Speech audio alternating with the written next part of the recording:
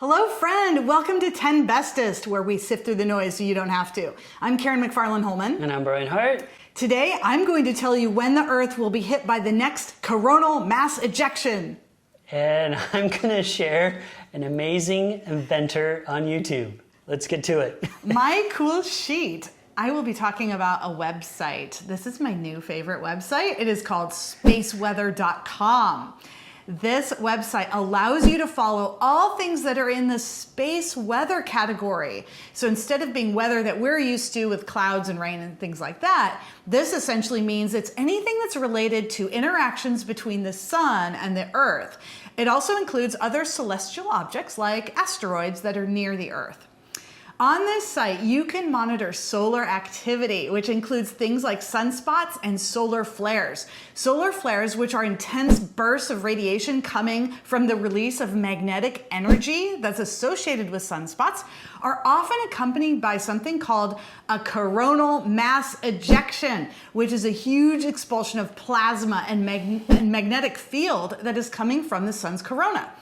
Billions of tons of high energy particles that carry an embedded magnetic field travel outwards from the sun at speeds ranging from 250 kilometers per second all the way up to as fast as nearly 3,000 kilometers per second. When the coronal mass ejection hits the Earth's magnetic field, it causes geomagnetic storms, which range in levels 1 through 4, much like we have categories of hurricanes. And levels 3 and 4 affect satellites, which can then disrupt navigation systems like GPS and other problems like even taking down power grids. However, it's not all bad. Geostorms also mean more excited ions in our upper atmosphere, which means the northern lights are especially gorgeous. You can also get updates on meteor showers and another section which is on potentially hazardous asteroids. Yikes. I was really surprised that of today, there are 2,206 known potentially hazardous asteroids. So you might want to learn about those too. And if you want to, go to spaceweather.com. Man, you're sort of freaking me out. That's how you end that episode? 2,000 asteroids headed our way? Dear Lord, but the Northern Lights look cool, so, At least they're going to look really cool when we explode. Oh my gosh, I was really excited to the end. Maybe that's good for this is being released on roughly Dia de los Muertos. Oh my gosh. No, but I mean, you can go and you can see that they're not going to hit us. Oh, okay. Most of them. So at least 1,500 of them. Dear Lord.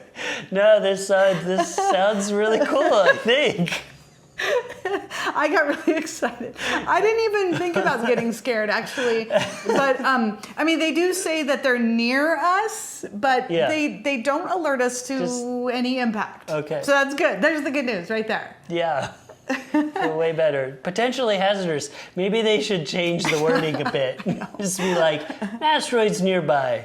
Don't worry. Yes. That would be a better thing to click on. Yeah, because they do call them PHA is the potentially hazardous asteroids. Okay. They should be whatever you said, acronym. I don't know. Yeah. Don't worry. Okay. The DWAs. The don't worry asteroids. I mean, they're close, but they're DWAs. I apologize if this contributes to anyone's anxiety, but it is really cool that the Northern Lights are cool, Yes. the auroras, any of the space weather. meteor that's shower. pretty cool. Yeah, Just that name, space weather. It is amazing. I mean, these solar flares and these just imagining these high energy particles like flying through space at us is just amazing. But the Earth is protected by this amazing magnetic field. Yes, so it thank hits goodness. that and it interacts with it, but we are protected. Okay, so yeah, so there can feeling be a little better. Good. Heart rate's going down a little bit. Okay, we're gonna breathe for a minute. Okay. Well, thank you for sharing that. You're welcome. Where can I find out more about this? Yes, so that website is spaceweather.com, but on 10 Bestest, all of our links you can find at 10bestest.com/space. Okay, I think I'll check it out. If you want to be aware, check it out. Yes. All right, I'm going to be talking about a YouTube channel, and this YouTube channel is Mark Rober. So he has over 20 million subscribers and 102 videos. This is an amazing human and YouTuber that does all kinds of engineering videos and some cool projects, which I'll talk about at the end of this. He studied mechanical engineering. He worked for NASA for 9 years. Most of 7 of those years were for the Curiosity rover project, super cool.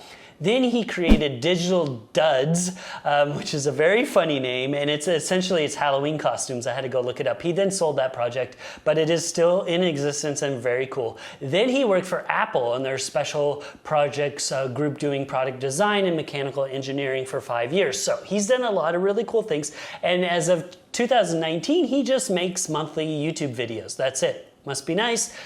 That's all he does, but it's because they're really in depth and they get a lot of views. Where I first learned about him is the glitter bomb. So there were people stealing packages on people's front doorstep, including his. So he decided to make a booby trap, and he made this glitter bomb. So not only did it activate when you opened up the package, where this glitter explosion happened, and also like fake dispatch that it was calling the police. And then a fart spray, of course. So super funny. Had 87 million views and counting. Then he did a backyard squirrel maze, which got a lot of attention too. It had 83 million views. Then he did a 2.0 version that had 44 million views. The world's tallest elephant toothpaste, which we've talked about, various versions of that YouTube video. This is a new one where it was the tallest one. He's done Shark versus GoPro, the world's largest Jello pool, has 100 million views. And so some of the projects he's done, Team Trees and Team Seas, which I will talk about those later. But definitely check out Mark Rober.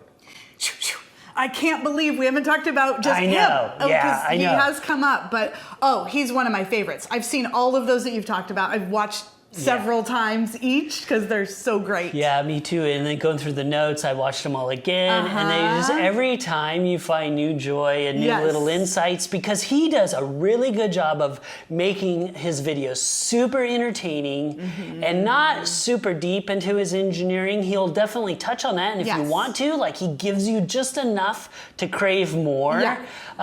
And I'm not a real mechanical engineering person at all, but now he has made me kind of want to learn this stuff because he makes it so approachable. But yeah, even if you want nothing to do with the engineering part, it's just pure entertainment. He is an expert at thumbnails. If you want to know what a catchy thumbnail and title is, if you're a YouTuber, go look at Mark Rober's place. So good. Yeah. He's doing some amazing things. And these projects that he's working on, these Team Trees, they planted over 9 million trees so far.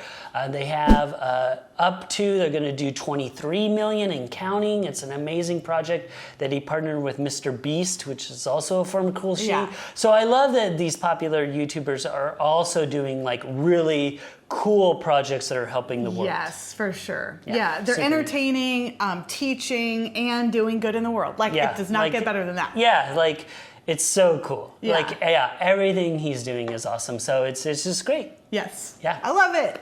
Thank you for sharing that. You're welcome. Yeah. Thank you so much for joining us, friend. I'm Karen McFarland Holman. And I'm Brian Hart. Let us know in the comments, did those asteroids worry you? Yes. And let us know in the comments, who's your favorite YouTuber? If you're enjoying the show, please give us a like and share it with a friend. Stay tuned tomorrow for another great episode. And don't forget to stay curious.